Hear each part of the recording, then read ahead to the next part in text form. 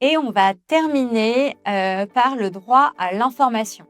Donc, j'ai choisi de garder ce droit pour la fin parce que ça va nous permettre de revenir sur l'ensemble des droits qu'on a énumérés ci-avant et ça va nous permettre d'entrer sur la partie suivante qui est l'exercice effectif des droits des personnes concernées. Donc, le droit à l'information, il figure aux articles 12, 13 et 14 du RGPD et a pour objectif d'informer les personnes concernées sur la manière dont sont traitées leurs données à caractère personnel, d'informer les personnes concernées sur leurs droits et sur la manière de les exercer. En effet, on a vu donc tous les droits avant, droit d'accès, droit à l'effacement, droit à la limitation, droit à la portabilité, droit à l'opposition, droit de définir des directives post-mortem. Comment les personnes concernées sont au courant de leurs droits?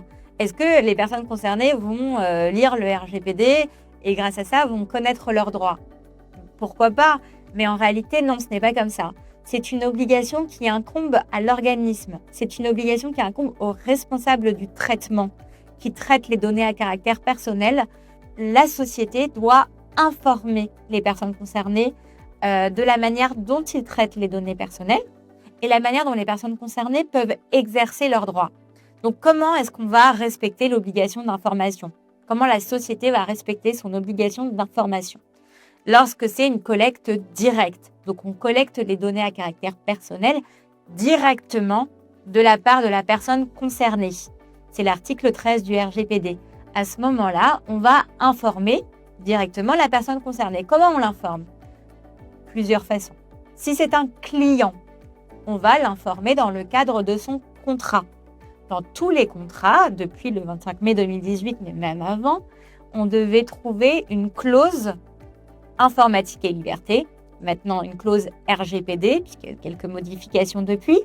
Dans cette clause, c'est une clause qui est obligatoire dans les contrats avec les clients. Et dans cette clause, justement, on va retrouver toutes ces informations. On va expliquer au client quelles données à caractère personnel on traite sur son compte, pourquoi, comment, à qui on les envoie, combien de temps, tout ce qu'on a vu avant. Et on va l'informer de ses droits. On va lui dire qu'il a un droit d'accès, droit de rectification, droit d'opposition, tous les droits qu'on a dit juste avant, on va l'en informer. Et on va également lui informer de la manière dont il peut les exercer. On va lui dire, pour exercer vos droits, vous pouvez écrire par mail à la société ou au délégué à la protection des données si la société en a un. Dans certains cas, c'est obligatoire. On va lui dire qu'elle peut écrire par courrier postal aussi, ou alors qu'elle peut appeler à tel numéro. En tout cas, on va lui donner plusieurs moyens de contacter la société pour pouvoir exercer ses droits. Donc ça, c'est dans le cadre d'un client. Si la personne concernée n'est pas cliente, puisqu'on a également des données à caractère personnel de personnes concernées, mais qui ne sont pas des clients, qui sont par exemple des prospects ou alors des internautes qui se rendent sur notre site internet et on collecte leurs données parce que, par exemple, ils ont effectué un achat sur le site internet ou alors parce qu'on a déposé des cookies sur leur terminal. Par exemple, on a récupéré leur adresse IP. C'est ce qu'on disait avant, c'est une donnée à caractère personnel. Donc, comment on va informer ces personnes qui ne sont pas nos clients? Ces personnes, elles sont informées via la politique de confidentialité. La politique de confidentialité, elle est obligatoire sur tous les sites internet.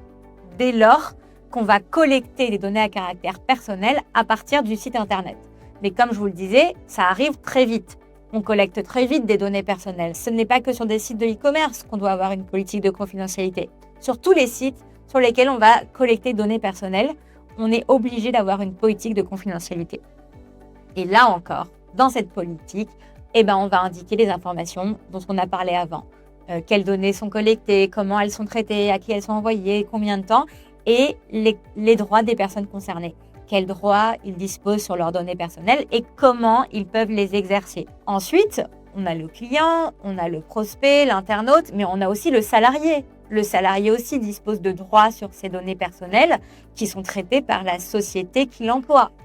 Et là, les informations, la société va communiquer les informations au salarié via son contrat de travail. D'accord? Dans tous les contrats de travail, on est obligé d'insérer une clause RGPD. Alors, pour les contrats de travail qui étaient signés antérieurement et dans lesquels on n'avait pas de clause, on fait un avenant au contrat de travail. mais on est obligé d'insérer une clause RGPD dans laquelle on va indiquer aux salariés, encore une fois, tout ce qu'on vient de se dire, quelles sont les données traitées, pourquoi, comment, combien de temps, à qui elles sont envoyées, et encore et toujours, les droits dont il dispose et comment il peut les exercer.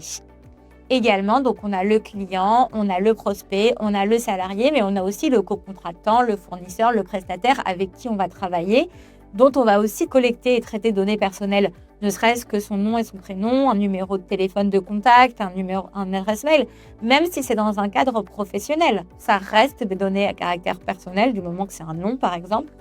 Dans ce cas-là, pareil, on doit insérer des clauses RGPD dans les contrats avec les prestataires, avec les fournisseurs, avec les co-contractants, avec les sous-traitants. Et toujours dans ces clauses, on retrouve, vous le savez maintenant, toutes les informations, quelles sont les données traitées, comment elles sont traitées, pourquoi, combien de temps, à qui elles sont envoyées et quels sont les droits des personnes concernées et comment les exercer. Et c'est pour ça que ça nous fait une bonne transition, puisque maintenant qu'on a vu tous les droits, qu'on a vu qu'ils devaient être portés à la connaissance des personnes concernées dans les différents documents, et bien maintenant, on va voir comment exercer ces droits en pratique.